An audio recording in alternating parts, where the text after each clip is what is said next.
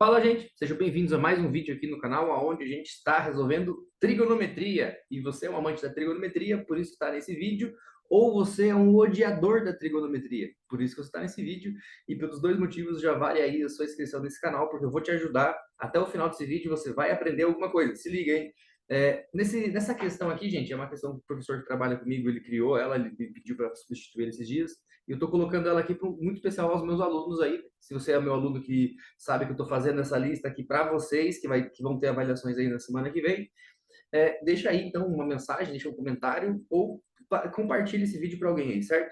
Todo professor precisa de ajuda, não é só os alunos, tá? Então aqui é o seguinte, eu vou responder e vou justificar para vocês muitas coisas a respeito das razões trigonométricas, certo?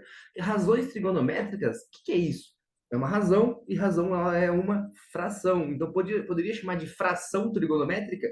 É meio pobre de se falar assim, né? Mas poderíamos falar fração trigonométrica, bem grosseiro, não tem problema, tá? E essas frações, essas razões trigonométricas, elas são o que a gente conhece como seno, cosseno e tangente, sempre lembrando que existe uma relação entre elas, né? E essas três coisas, essas três relações, elas estão vinculadas aos triângulos retângulos, né? Então, sempre que aparecer um triângulo retângulo aí na sua vida, você pode usar seno, cosseno e tangente para resolver problemas como encontrar as medidas laterais, que são os catetos ou a hipotenusa. Vamos dar uma olhadinha nessa número 10 aqui, se ela faz parte da sua lista também, né?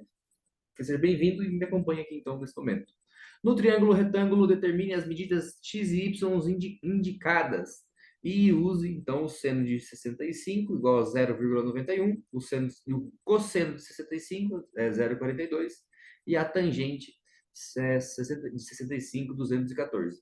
Então, simplesmente isso, a gente pode aí então entender as relações trigonométricas, que elas são relações dos lados do triângulo. Uma delas é a relação do cateto oposto ao ângulo, então, o cateto oposto aqui seria o x, a hipotenusa é o lado maior, e o cateto que está junto, adjacente, junto, adjunto, ele é o que está aqui embaixo, seria o cateto que tem o valor de y. E a partir deles eu consigo fazer frações, né? Então, eu coloco um valor em cima, cateto oposto, divide pelo cateto adjacente. Então, isso é uma das relações trigonométricas, tá? Vamos ver qual delas pode ajudar a gente nesse momento. Observando, assim, os três valores, né? Eu tenho aqui, então, os catetos, que eu não sei nenhum dos catetos, porque a hipotenusa, ele fica de frente ao ângulo de 90 graus, né? Então, eu posso usar Pitágoras? Não. Se você tivesse um dos outros valores, você poderia. Então, você vai ter que ser obrigado a usar a relação trigonométrica. Ah, professor, mas isso está numa lista de relações trigonométricas. Gente, eu sei disso, só que eu quero que você entenda que esse estudo aqui é feito para que você desbloqueie esse conhecimento, tá? O porquê de vários motivos aí de eu escrever aqui, então, o seno e ter lá o seno de 65, já existiu um valor dele que está aqui, e você ainda tem que calcular o seno de 65. Não é meio doido isso para você, não? Ele existe, mas você tem que calcular ele. Por quê? Porque quando a gente já sabe o ângulo ali, significa que esse triângulo, vamos botar um ângulo alfa aqui, né? Dá para a gente calcular ele super simples aqui, ó. Ele é 25 graus, tá? A gente sabe então que esse triângulo ele já existiu em outros momentos, então bastou o pessoal já ter tabelado esses ângulos. Então o que a gente está fazendo? A gente está simplesmente verificando se quando eu coloco o cateto oposto aqui e eu coloco a hipotenusa, tudo está nos conformes. Tudo bem? Simplesmente é isso, essas razões trigonométricas. Então a gente tem o seno aqui de 65, eu vou substituir pelo valor de 0,91, né? E o x do lado de cá, então, ele fica meio incômodo, mas você pode deixar ele desse lado mesmo. O valor que está dividindo, você já pode passar multiplicando, ele multiplicaria o seno, então ele vai multiplicar esse valor que é o seno, né? Que vai ser, então, 9 vezes ele, tudo isso igual a x. Ou seja, x é o resultado dessa multiplicação, tá bom?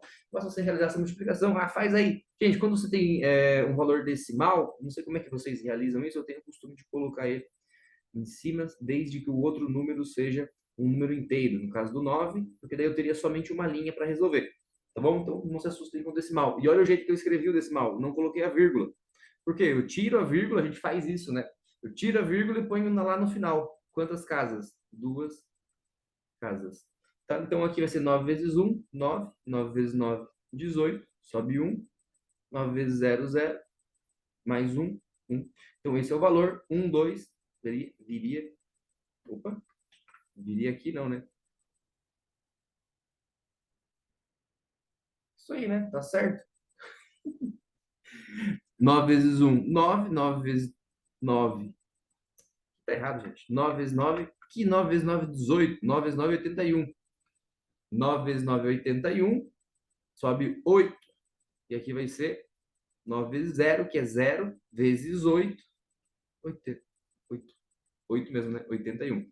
Tá, então aqui a gente vai voltar duas casas, o que vai me dar 8,19. Ah, professor, mas é em metros, é em quilômetros? Note que essa questão não tinha, né? Então, se o 9 for metros, ali vai ser metros também. Tá, então, qual é o valor do lado de cá? 8,19, o que faz muito sentido, né? Se ele for maior do que 9, não forma triângulo. Então, o que a gente vai fazer agora? Calcular o lado y. Ô, professor, isso daí eu lembro que tá fácil. É só usar Pitágoras. Quando a gente sabe dois lados, a gente usa Pitágoras. Não, tudo bem, a gente pode usar Pitágoras, mas um caminho mais rápido para você é usar as relações trigonométricas, uma coisa que você vai ganhar gosto a partir de agora.